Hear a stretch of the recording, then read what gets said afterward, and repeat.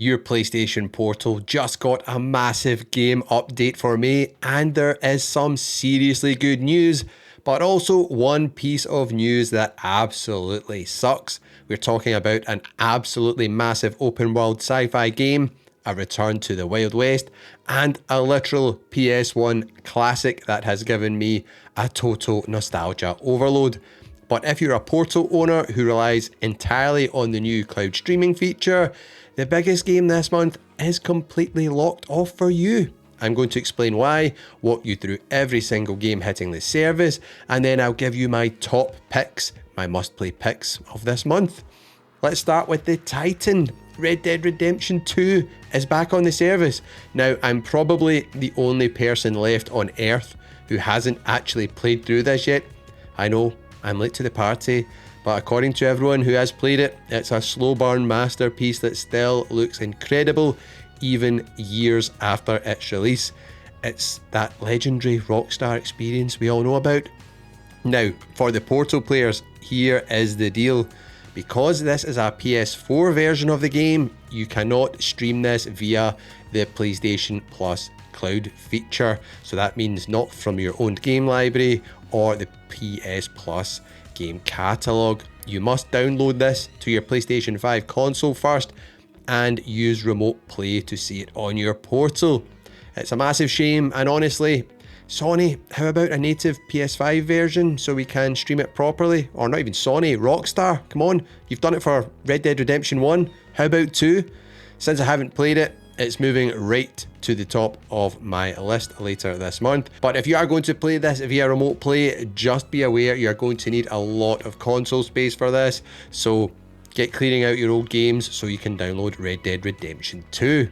Next up is that massive open world sci-fi game I mentioned at the start, Star Wars Outlaws. This one actually passed me by when it first launched and I wasn't hugely interested at the time, but looking at it now, I'm slowly but steadily coming round to it.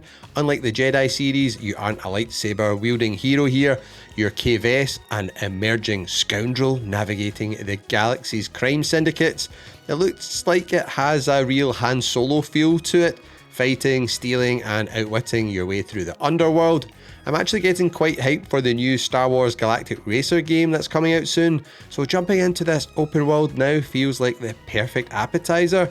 It looks like good fun and a completely different take on the Star Wars franchise. Then we have Bramble, the Mountain King.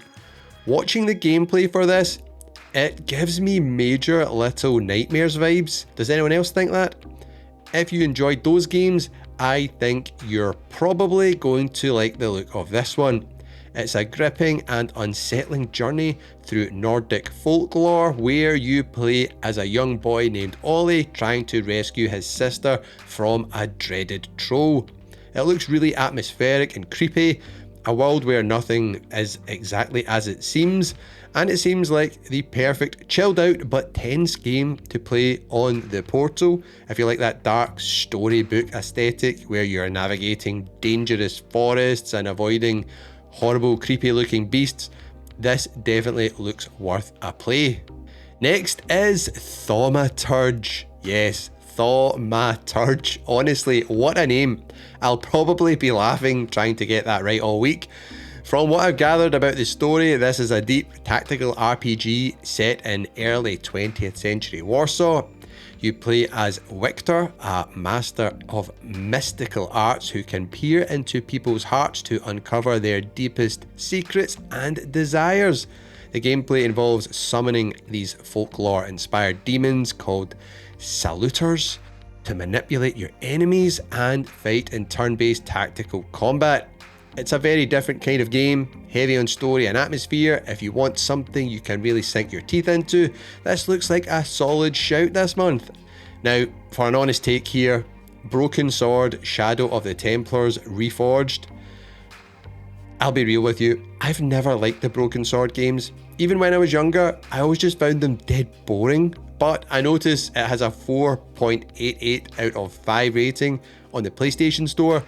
So clearly most people think it's fantastic. Maybe I just need to get over myself and finally give it a go. It's a point and click adventure about ancient mysteries and the Knights Templar.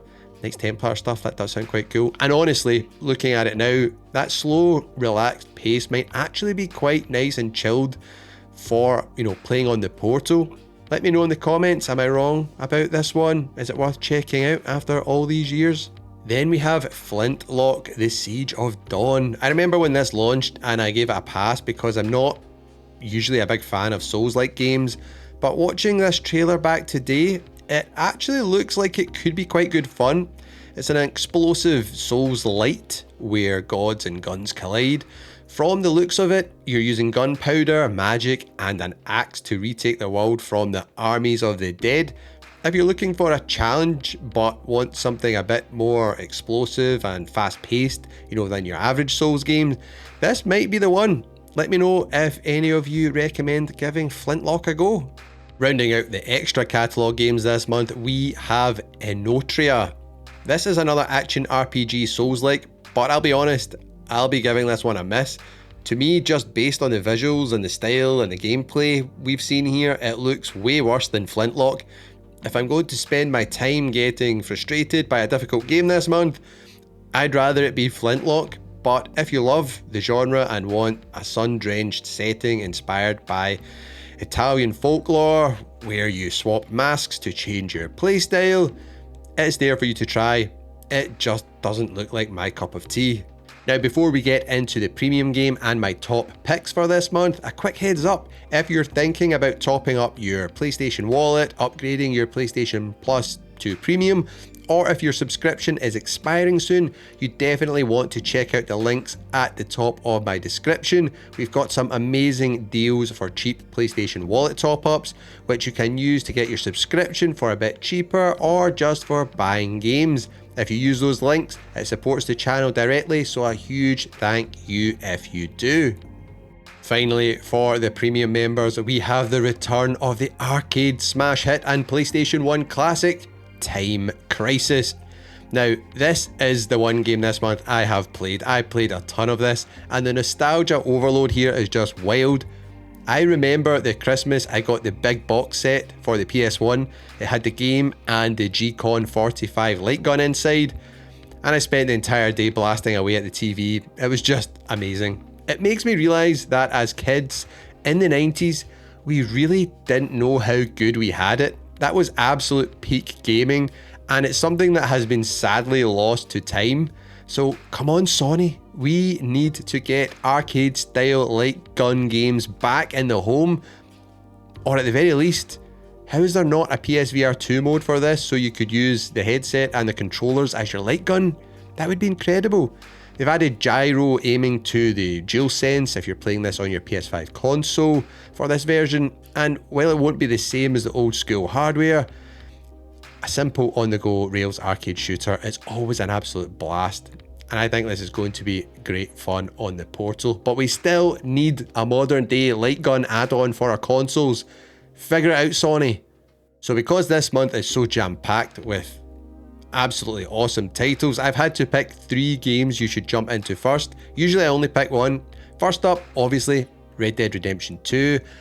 According to basically everyone who's played it, it's one of the most legendary games of all time. However, since it isn't available to stream via the cloud, I'm thinking about my Portal only players here. I don't want you lot feeling left out. So for the cloud streaming fans, we've got another 2 that are ready to go for you. My second pick is Time Crisis. It's pure nostalgia, it's fun, and it's a classic piece of PlayStation history.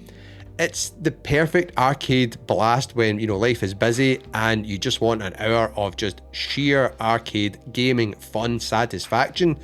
And if you've never played this, just give it a go. It's just so much fun. And my third pick is Star Wars Outlaws. Based on the footage, it looks like a fun, different take on the Star Wars universe, playing as a kind of scoundrel thief type character instead of a Jedi. Will be a bit of a breath of fresh air, and it looks like a great showcase for the modern open world games on the Portal, which is always fun to do on the Portal because it's super immersive. Honestly, people knock this thing. Holding this screen up to your face playing these games, you get sucked right into it. Speaking of the best games to spend our gaming time with, we actually had a massive debate last night about 007 First Light and whether a 20-hour experience is really long enough to justify a full price tag in 2026. This question has been blowing up in the gaming world, all over the internet, and I'd love to hear your opinion on it. So check out this video on screen right here.